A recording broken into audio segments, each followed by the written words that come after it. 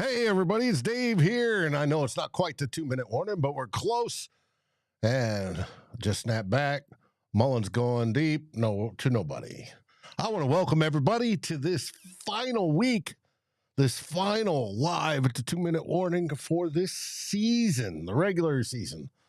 I doubt we'll do one a little bit later, but who knows? We may do one for one of the playoffs. I want to welcome everybody that's here. We have SKOL. I want to say SKOL to Duncan, to Chuck, to the lovely and beautiful Miss Mary. She gets to go watch her Jacks play for a national title. George, SKOL to you as well. We're sitting here rocking down. Mullens drops back, guns it over, and throws another interception if it was not bounced off of the turf. Referee, I think, is waving it away, but we'll see. Hey, that sort of stuff happens. Your Vikings are going to lose this one, but they were eliminated either way. So that's just the way it is on this day. And I couldn't tell. Somebody was in the way on that deal. Looks like second interception for Nick Mullens. And that should do it for this game pretty much. I have Jonas in the green room. I'm going to bring him on. There he is, the man, the myth, the legend, all the way from Germany, Jonas Stark. Jonas, my friend, what did you think of the game so far today? Oh, well, to be honest, I've not been really invested in this game. Like, I haven't been rooting against them, like probably some people did, uh, for the long-term future of the franchise, which I get. I just couldn't actively root against the team. I just can't. So yeah, I just wanted a fun game, and I think it was. So It was I'm okay. It was a lot closer than I thought it would be. So that's, it is what it is. And turns out to be the Vikings lose. They're going to drop to 7-10 on the season. So, anyways, Mary says, "Hi, Jonas." As we're waiting through commercials, I hate commercials. I'm sure you have them over in Germany as well. People got to make money and sell product.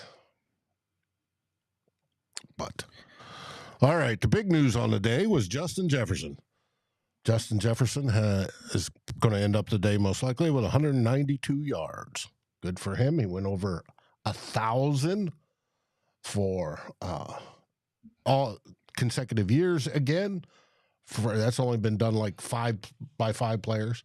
He did over 1,000 in playing just 9 games. He's only the third player to do it in 10 or less. He's a beast. Absolute beast. JJ is a beast. Your thoughts on JJ's performance today? It was what I hoped for. Like my hopes going into this game were pretty simple. Just have a fun game and do some Jefferson stat padding. I got both. I'm okay. And of course, like he again showed why he is one of the best in the game. I don't think we really have to say much about that. But yeah, it obviously it was a really good performance once again, and the Lions, uh, the Lions will have their hands full with those elite wide receivers. They struggled with it for multiple weeks. They don't really have a number one cornerback, and yeah, it's going to be interesting to watch that going into the playoffs. And I think they're probably praying that it's not going to be against the Rams, even though it definitely looks like that. Oh, and I'm betting Laporta's out as well with that knee. Their rookie tight end. Of course. That set the records. I really don't get why they didn't why they didn't rest their starters, because I don't think they had enough to win today to risk that. Well, hey, it's a decision, and they were pissed off from last week, so I can understand why they did it. Hey, there's more people that dropped in. There's Gary. There's Josue. George, I think I got you before. Anybody else that I missed? William, glad to have you. William couldn't watch the whole game. Thankfully, he had the red zone. So disappointing. William, they did what they could. They gunned it. Mr. No Fear, Nick Mullens, gunned the ball most of the day, and a lot of times it worked. So it is what it is. We got beat by the better team today. You know, we're depleted on defense and offense. Dalton Risner went out for a while. I'm curious to see what that injury was. He came back in, however. But it is what it is. We put up a fight. I thought it was we weren't going to be as close. Now we're 10 points out, but I was surprised that we were that close. Right now, the clock's clicking down. It's 45 seconds and dropping. It's 2nd and 8. Even though it was just a screen pass, I am wondering why they are even bothering to pass the football. Yep. A screen. They're 1 yard shy. Now it's 3rd down. Well, just run out. We've got 30 seconds left, or 33, about 30 seconds. That should be I don't get that right now. Yeah, they just pulled the headsets. That's it. Roger, I think the suffering is over for this season. The game is ended.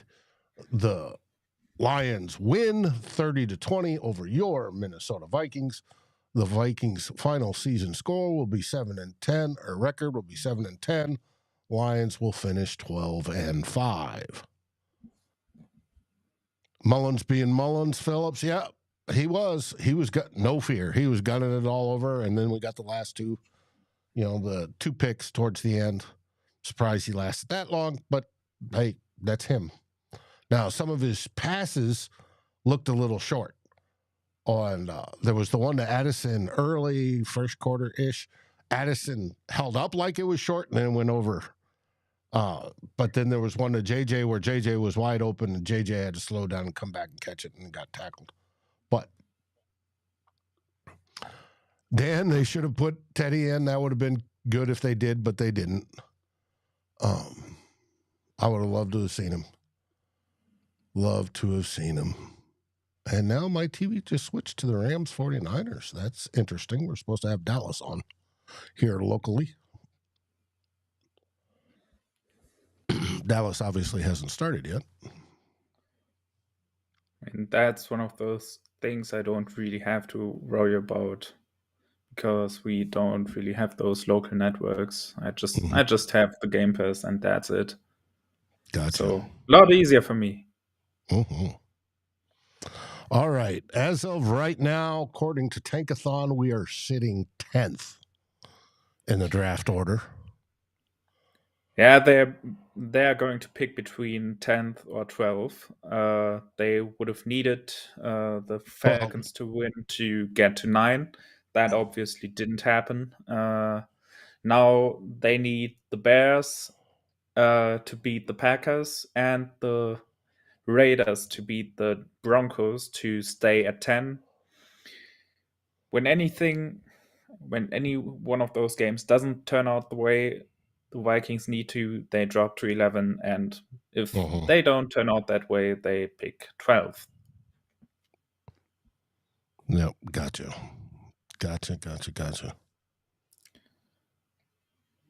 Freddie, that's all, folks. That's all for the 2023 regular season, yes. And the Vikings will not be in the postseason, so we can move on to discussing and building hope with the future as soon as this week concludes, at least for us. And then we can all enjoy watching the playoffs with no stress. But we have the remainder of today's games and the big one everybody wants to watch. I will have to switch channels and go to my Sunday ticket is Chicago at Green Bay. And I'm going to root for the Bears to win, of course. I think everybody does, Yes. at least for the Vikings. Does- And I think the Bears actually have good shot. They are kind of similar to the Lions last year. They are eliminated from the playoffs, but they have been kind of getting a little bit hotter over the Feisty, last they few won 5 games. games. So Well, they won 5 in a row. yeah, and the Packers, obviously, yeah, they beat us up last week, but that was an entirely different thing. Otherwise, they haven't really been reliable in December, to say the least. And really, I do think the Bears have a shot here. Mm-hmm. Well, Timothy says the Bears and the Raiders win. The Vikings finish or will pick 10th. Yeah, We're going to hope that's for that. it. Think really Mary says the curious. Jackrabbits are up 20-3. National championship game, Division II, South Dakota State Jackrabbits.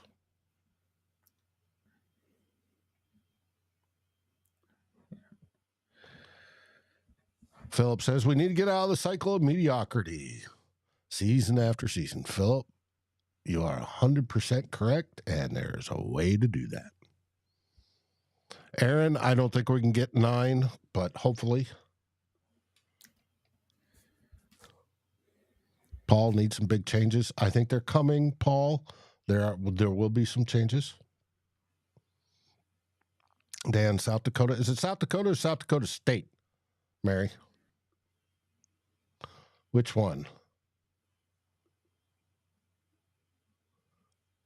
Tim Pluckett Jr., perfect fit for today. Yeah, could be.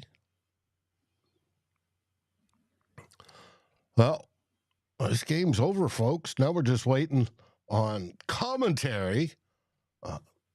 Hopefully, we should have Tyler here joining us shortly. And Justin said he would try. So, any other commentary on your end, Jonas? I'm really interested how that QB carousel is going to shake out this offseason. And the more I think about it, the more likely I think Kirk Cousins is gone, because I also looked at the available free agents after the season, and I also potential trade candidates, and Cousins is far and away the best guy on the market. Like it's not really close. So I think if he wants to maximize his value, he can. He can probably, if his medicals check out, he can probably get close to 40 million or maybe even above that. And I don't think the Vikings are willing to go there. I just think it's a little bit high for them. And because of that,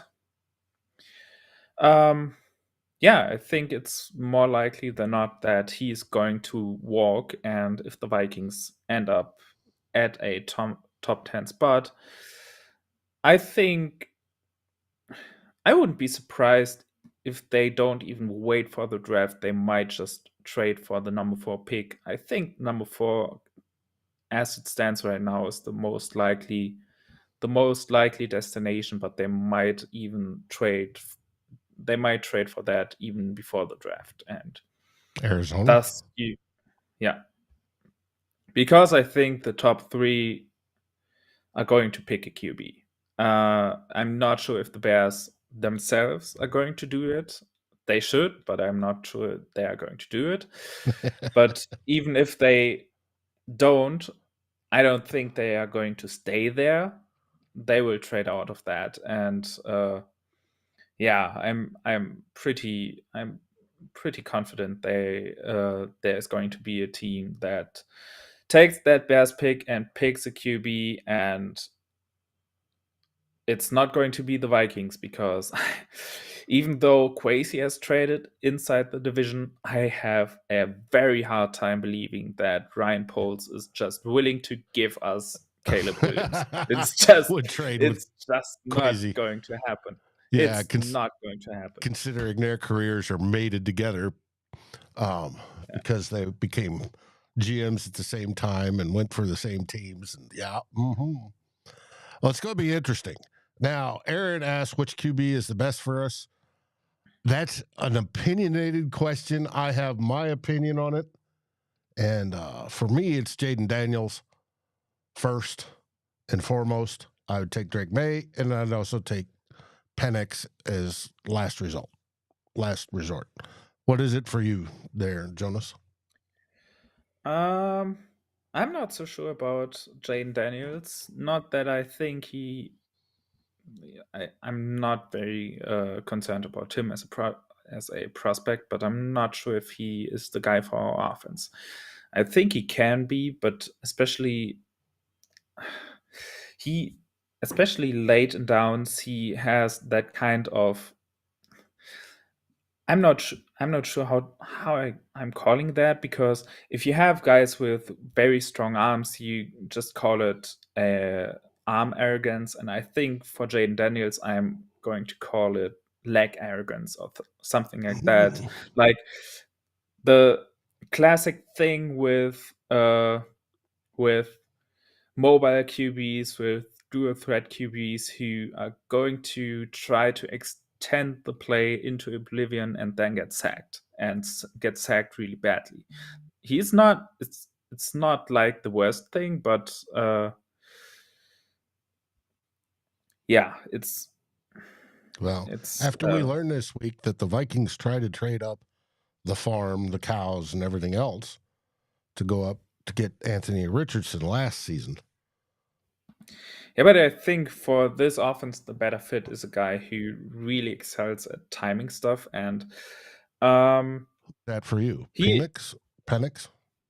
Penix is probably the guy who is the best fit. He's not my number one, of course. If you can get your hands on Drake May somehow, I don't know how it's going to happen, but if you can do that somehow, that's the guy you would want, because like I said, you're not getting Caleb Williams. That's just not going to happen. If you can get that, that's the guy. And then I think it's tough between Penix and Daniels for me, because Penix has that injury history, and I can't really judge that because I don't have any access to the medicals, and I would have to know how much this should affect this decision. But for me, I think from a scheme fit perspective, Penix is the guy I really would like in this offense, because he does a lot of things very well that Kevin O'Connell asks from his QBs, and he just doesn't get sacked. Like that's one of the most insane things. He has like a 7% pressure to sack conversion rate, which is insanely low throughout his career. He just doesn't get sacked, and that's a quality that usually translates. Could be. Now we're going to bring in Tyler Forness from Vikings Wire and Vikings First and SKOL as he sits down in his chair. Tyler, what was your opinion of this game? They really wanted to win. They just weren't good enough. They weren't good enough on offense. They weren't good enough on defense. Look, this team, the talent gap really showed at the end of the year. Plus, injuries hit them really hard at some key positions. There was one rep where Questenberry just got absolutely annihilated. And it's just like, O'Neal doesn't get annihilated there. And Caleb Evans and Joanne Williams completely blew that 70-yard, that coverage on the 70-yard pass to Amon-Ra St. Brown. Just a frustrating game. Really hard to kind of say anything else. Nick Mullens is the reason why the Vikings were in the game at all. Like, he's not a great quarterback. He's not a guy that you want starting for your team. But if you have to, he gives you a baseline level of success where if he doesn't make those really boneheaded bozo gene moments, you can win football games with him. And he was firing the ball, trusting his receivers, fitting it in tight windows, utilizing good placement. Like the Jordan Addison non-touchdown was an extra frustrating one because that's on Addison. So what Addison did was he intentionally throttled down because he knew, okay, the defender's going to be able to catch up to me. So I need to find a way to keep separation. So he throttles it down with the idea of, okay, the defender's now going to throttle down with me too. And then I can just put the gas on for that few yards and get a relatively easy catch. Problem was he mistimed when to throttle back up and it was just out of reach. Like little things like that. The lack of tackling today continues to be a theme. They just didn't feel like they wanted to. They didn't feel like the effort was there. I even tweeted out early in the game, it felt like the Vikings defense was playing to get the 9th overall pick. Right. I think right now the Vikings can still get the 9th overall pick. The Jets did win. And then, well, hold on. The Jets won, but going into the game, the Vikings had a lower strength of schedule. So I think they still have a chance at the 9th pick. Yeah, but I think that it's too much right now. I think I have looked up the Vikings strength of schedule right now, and the Vikings Jets strength 509. No, the Jets have 502 right now, and the Vikings have 513 after the game. It was the other way around before the game, but the Jets played the Patriots and the Vikings played the Lions, which is a big difference. It's a big swing in that regard, and therefore, I don't think that can swing back. I don't think there's a pathway to that. Hey, Justin, how are you? I am good. It was a great game. The Vikings offense did what it does. Moved the ball a lot, got in the end zone a couple times, had opportunities to score a few more times, and didn't. I mean, it's kind of the theme of the year. But I agree with what Tyler just said. The defense, the tackling, boy, oh boy, they looked like they were making a lot of business decisions or that they just flat out didn't care. But you know what? We got entertainment out of it. They didn't get blown out. They didn't get destroyed. And it wasn't one of those 38-10 mollywoppins like against Green Bay. So they were competitive. And you know what? Whether they had won this game or not wasn't going to change much, except if they lost. Now they could potentially have the top 10 pick. So I'm happy. Justin Jefferson got his 1,000 despite not playing for 7 games. That's quite an accomplishment. Wish Addison had been able to get a little bit more. But other than that, it just kind of is what it is. This defense is going to need a major rehaul to say the least. The quarterback, Nick Mullens, just kind of is what he is. So we got the full experience. Gotcha. Tyler, you still looking up the strength of schedule?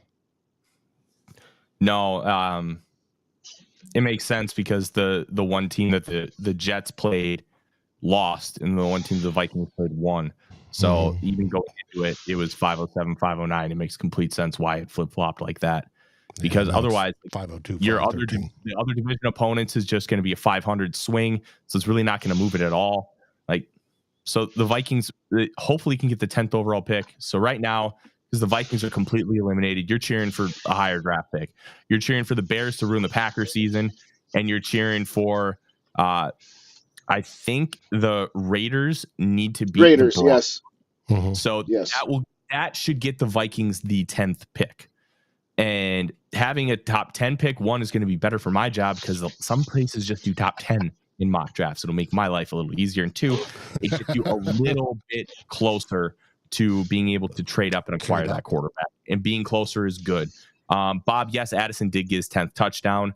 He caught a nice post route from 42 yards out. Look, this team, the offense fought. The play calling was good. And I want to address something because it's really bugging me. People talk about being too cute with play calling. You're mad at the results. You're not mad at the process, because that the flea flicker, great process, should have worked, but Jordan Addison just was not able to throttle back far enough. That was just a lack of execution. The reverse pass with Justin Jefferson, Johnny Munt needs to block Aiden Hutchinson just a little bit more before he climbs. That guy is more important than the guy that's farther ahead. Like, lack of execution, not the process. Because the process, you know what? It might work. out to the all-22 to see if anybody's open. But even then, he can round the corner and get a few yards. Like, there was a lot of good in this game. And one of the reasons why I talked about, hey, you should try to win this game. It's about the football culture. It's about football team. Even if everything doesn't go your way, which it didn't. The Vikings were eliminated from the playoffs before they lost this game. But you want to go in with a win, and you want to have something really positive to build on going into the offseason, because it has at least a little bit of a good taste in your mouth. And they just were unable to do that. It was a myriad of different reasons why they weren't able to do that. And it's a very frustrating thing, because this team at 4-4 if they have a healthy Kirk Cousins, looks like they could do some real damage. The defense firing on all cylinders. Kirk was playing at a fringe MVP level at the time. I still think he's top 10 in total EPA among all quarterbacks. Yeah, he was like top 6, like 4 or 5 weeks after his torn Achilles. He was playing ridiculous football. And turnovers, poor execution just ended up dooming this team, but it wasn't because of the coaching. And I think that's one real positive that we can look at here moving forward. I think we have the right coaching staff, and now we have to be able to get the right personnel. We have to play roster Tetris to be able to get the right guys in the building to be able to fix some of the issues. And then if we're able to do that, this Vikings team could take a really big leap, because this year was supposed to be a down year. It just was a down year for reasons that we weren't expecting, for reasons that were an odd variable that we never thought we'd deal with, which was a Kirk Cousins season-ending injury. Because through 10 years, never had an injury. And it's just tough, because now we have to kind of move forward, and it's about getting the right guys in positions to be successful. And I think we have the squad to do it. I think we have the front office to do it, but now they have to do it. And it's honestly a waiting game. We're just gonna have to find out if they can. Well, go ahead, Jonas. I would also ask, and we discussed that before you two guys joined.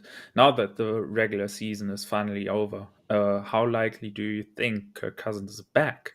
Because that's going to be a big question this offseason. I'm not asking if you want him back. I'm asking how likely do you think he is back? We have to answer 2 questions. One, how's the Achilles health, and how is that going to impact both his mobility and his arm strength? If you have a positive answer on that, what is the money? What is it going to take to bring him back? I think we need the answers to both those questions to fully be able to give that answer, Jonas. I think the whole building wants the human being back, but the football player is going to be a completely different scenario, because it's business. And business-wise, that Achilles could completely ruin his career. It could also mean absolutely nothing. We just don't know. And because he's about to turn 36 years old, we have to have a little bit more of a concrete answer, which we might not have even before the free agent period begins. I think we'll have enough of an answer to be able to make those decisions as far as a front office perspective, as far as the information that we're able to gather as a media. But we also just don't know what other teams are going to be offering. Maybe the Falcons, who are so desperate for a quarterback, if they had anything at quarterback, they probably win the NFC South. Literally anything. Like, that team was so inept at quarterback all season, and they still found a way to win 7 games. They have the last 3 drafts, they picked skill position players in the top 10, all 3 of whom are good football players. Can't utilize them well enough because of coaching and the quarterback. So if you get a good coach and a good quarterback, like, maybe the Kirk Cousins becomes their answer. He may not, but there are teams who need that level of quarterback, and Kirk's probably going to provide it. Maybe somebody gives him $45 million a year in free agency. I don't think the Vikings will. I think that when that deal that they offered him, I think it was somewhere around $35 million a year. I don't think they go higher than that, and that's where the conversation becomes a little murky, because free agency, everything goes out the window.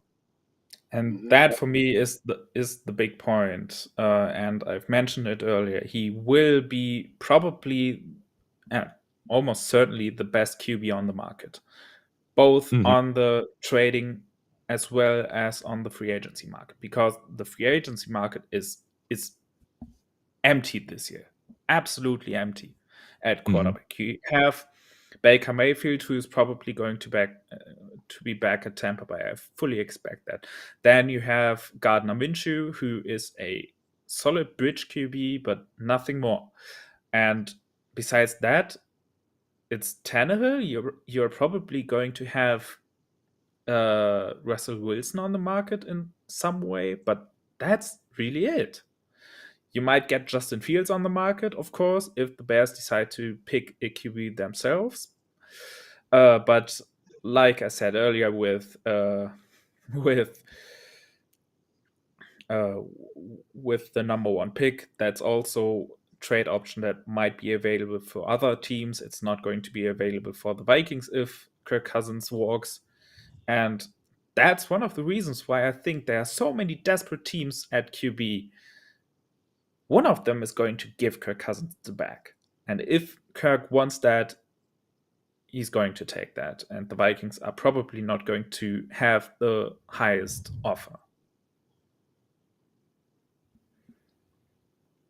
The other question that needs to be asked there is, can Kwesi convince Ziggy and Mark Wilf that sometimes it isn't the best idea to just get the best thing out there when it's not going to lead you where you want to go? And what I mean by that is this. I agree with Tyler's assessment that had Cousins not gotten hurt this year, and if this defense had played the way they did, they would have been fighting for the division today, maybe the 2 seed. And I think you would say that the expectation would be at minimum divisional round of the playoffs. Now, bringing back Kirk next year, without knowing what other stuff we do in the draft and free agency, I don't know.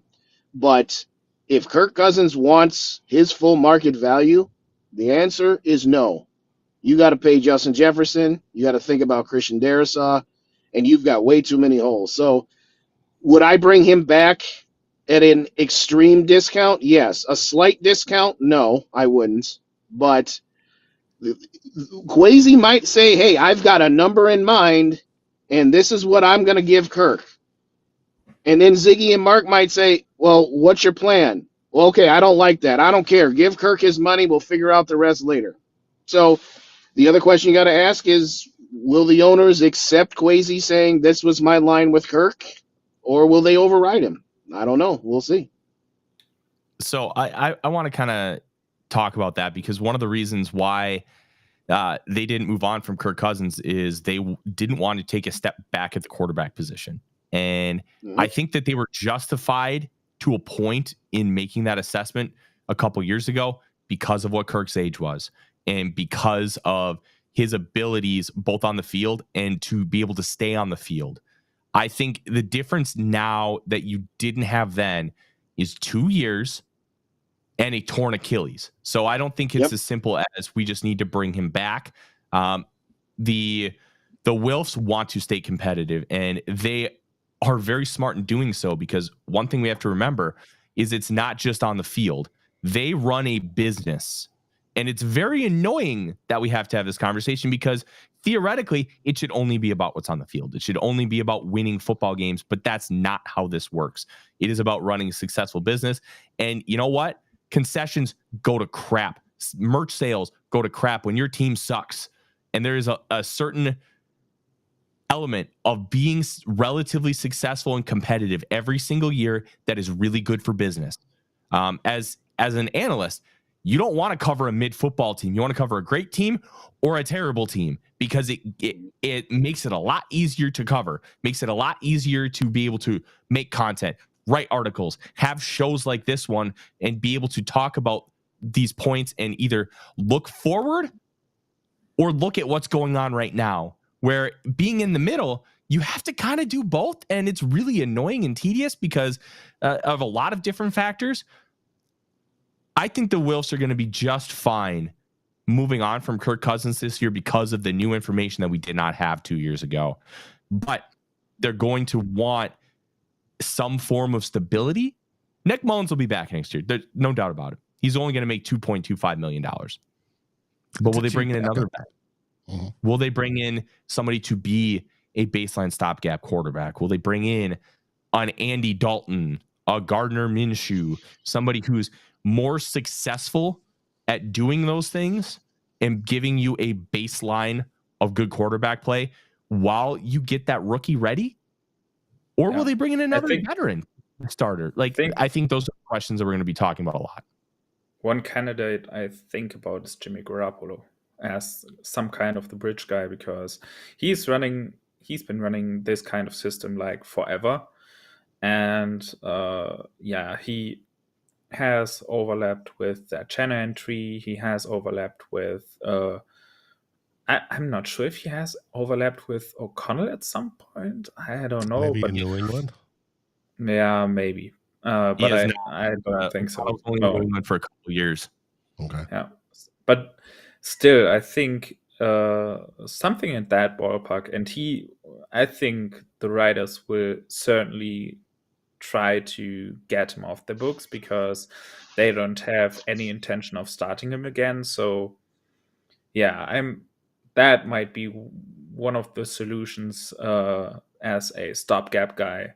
And yeah, then you get your rookie in there. I think, like I said, number 4 might be a potential trade target. Number 6, the Chargers might be a potential trade partner. If you want to go up, however that board shakes out. But yeah, we'll see. Mm-hmm. Tyler, we kept getting asked about Rome. What's his last name? Odunze? Odunze. You've done your draft prep on him. What's your opinion? Mm-hmm.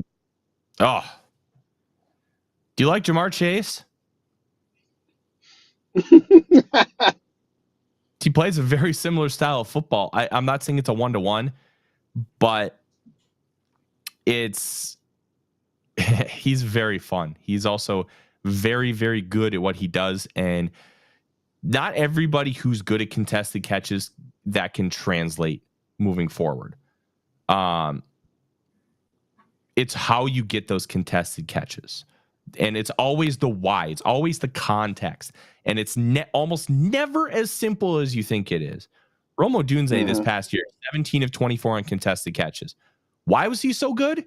Because he's got a baseline level of strength, 6'3", 217. He doesn't look like it. Like when you look at him, it's similar to style to like DeAndre Hopkins. You look at Hopkins, he doesn't look physically imposing from a physical standpoint, but he's got core strength. And he's really good at flashing late hands so the corners are taught to attack the hands.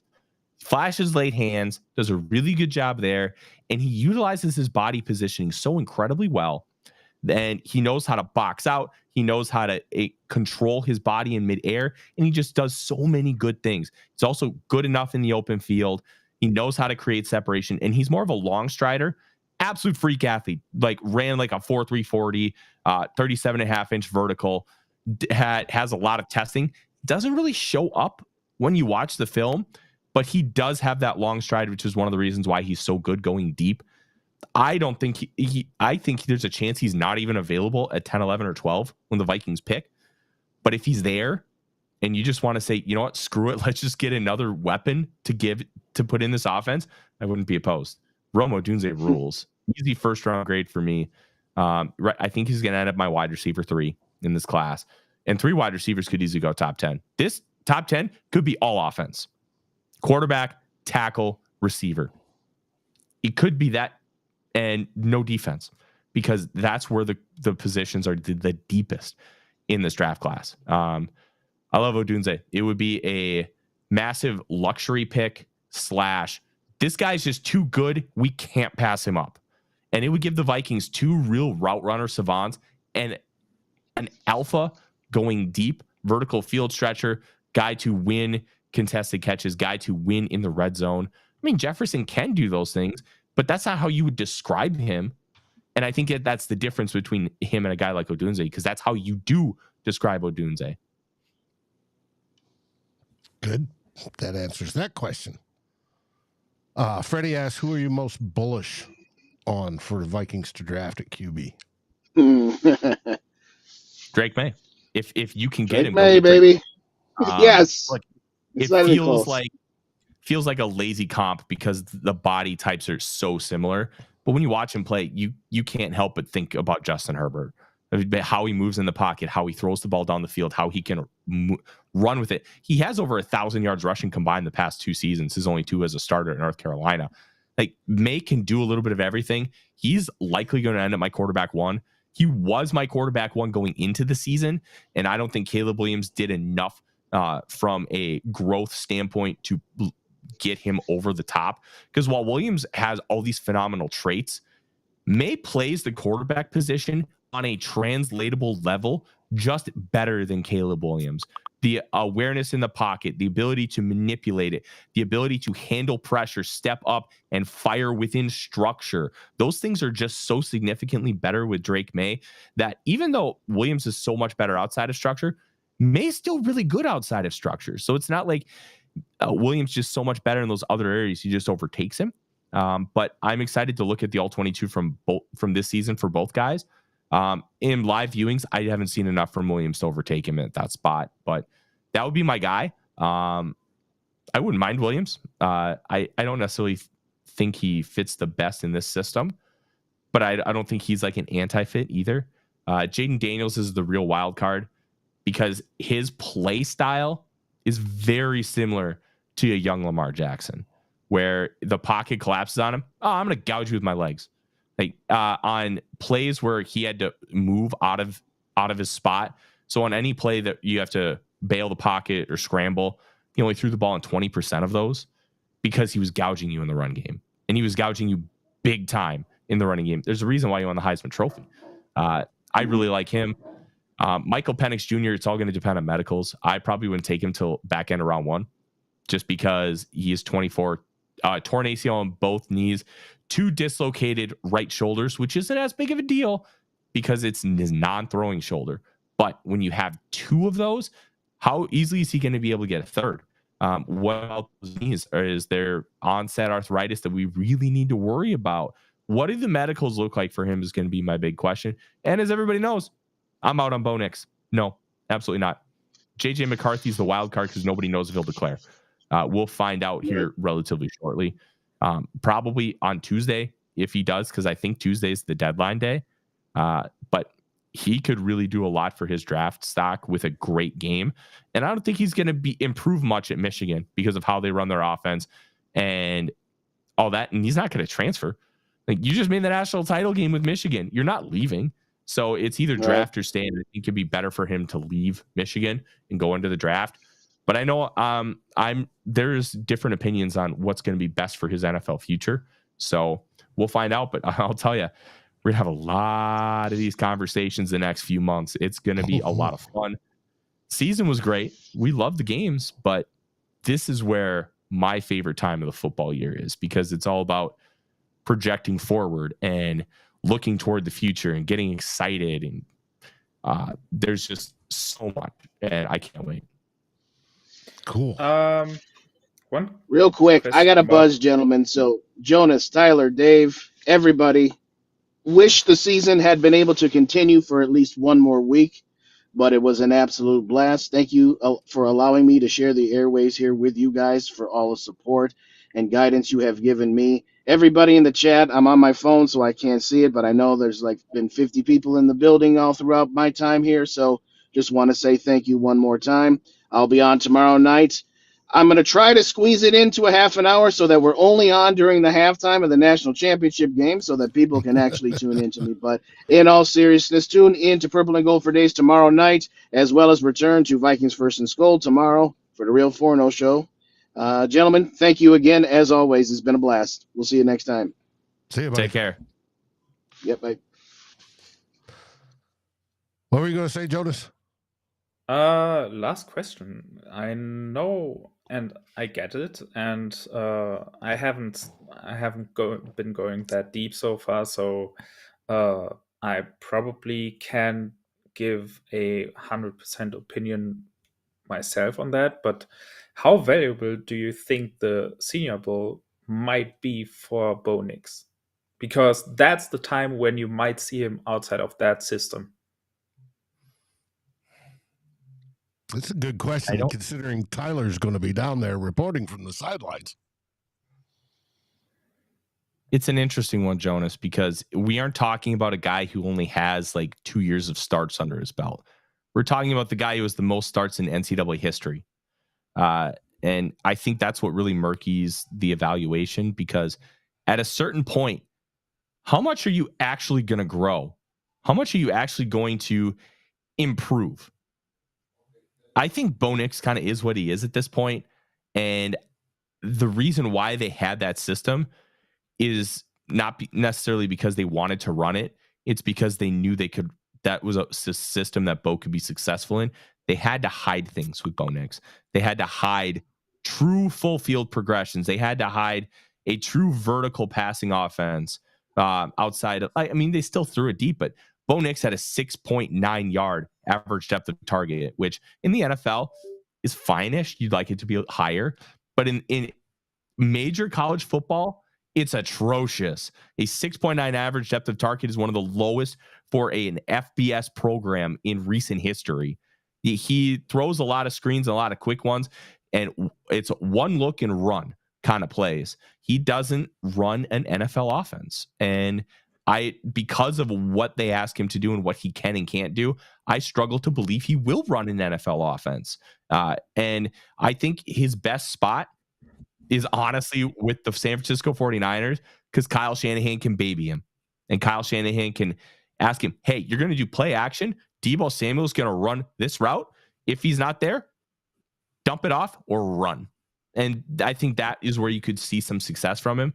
But I don't see him as an NFL starting quarterback. I think he's a backup for a decade, because he gives you a dual threat ability and he can do enough to help you, but he's not going to be able to elevate you. And he's got a 4th round grade for me. I actually finished Spencer Rattler from South Carolina last night, and I don't think very highly of Rattler's ability to process and make decisions, especially after that freshman year. But his traits are worth betting on, because he's got an incredible arm and he can make every off-platform throw.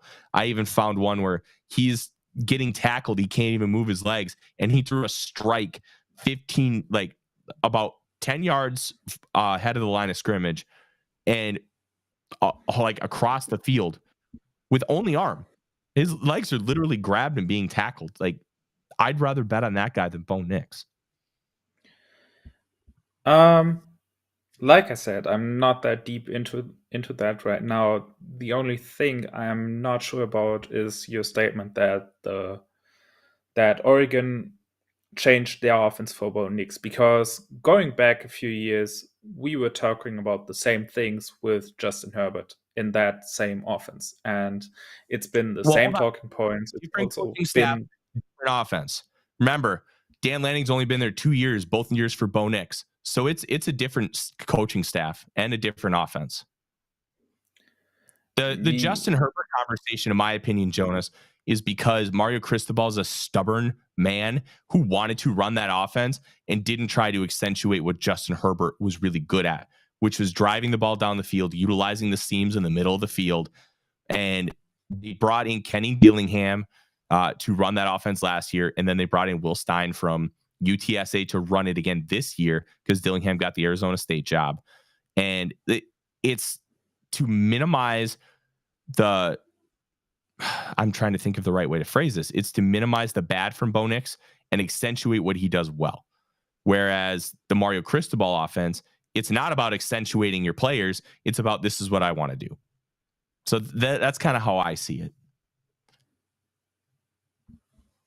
Interesting. With that draft talk and prospect talk, I think we're going to wrap it up for today. Thank you, gentlemen, for joining me on this final regular season live at the 2 Minute Warning Show of this year. Again, the Vikings finished 7-10 on the season, and right now we sit in the 10th spot for the draft. That could change depending on the afternoon games. We'll be here. We'll monitor with you all, as I'm sure you all will. Jonas, what have you got going on in Germany this week? We are going to record our season review like we always do at the week right after the season ends. We are going to do the same this year. It's almost every year it's one of the two episodes that has the highest, the biggest audience, and I expect it to do very well again this time. And yeah, I'm looking forward to that, and then diving into the draft process a little bit deeper than I have so far. Okay. Tyler, what are we doing tomorrow night? Big picture view of the season, a broad scope of what to kind of expect this offseason from us. And yeah, it's going to be kind of big picture stuff right now. And then we're going to get real micro over the course of the next few weeks. And then obviously Senior Bowl. Senior Bowl schedule will be a little different. So just be prepared for that, just because I only have so much time to be able to do everything that I need to do. But we're going to have plenty moving forward, and it's going to be a hell of a good time. Mm-hmm. And we got some more SKOL searches coming. Oh yeah. Yes, we do. And I want to answer one question. Multiple people asked about Quinn Ewers. But Quinn Ewers was he's like one of 6 or 7 guys to ever receive a perfect recruit rating in the 24/7 Sports Composite, which takes all the recruiting rankings, which means every recruiting site had him as the best player in the country. But part of the problem is he's not maximizing his own potential. And he has it because he flashes it, but he just keeps getting in his own way. And why is that? Is it because Arch is breathing down his neck at Texas and the entire Texas fan base wants Arch over him? Like, what's the reason behind it? I'd consider taking him day 2, early day 3, but he needs to show more before I really want to put my future into him. Mm-hmm. Makes sense. Is he going to be, well, he hadn't declared, so we don't even know if he's going to be at Senior Bowl. Everything says that he's going back. Okay. And I haven't heard any different here. So, and yes, the fans want to see Arch play.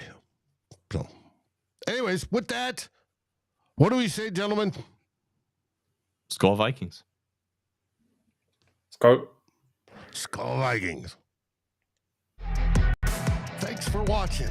Please like, subscribe, and ring the bell, and share this episode with your friends and even your enemies. We'd love it. Thanks for watching Vikings First and SKOL. We are part of the Fans First Sports Network, and we appreciate each and every one of you. SKOL.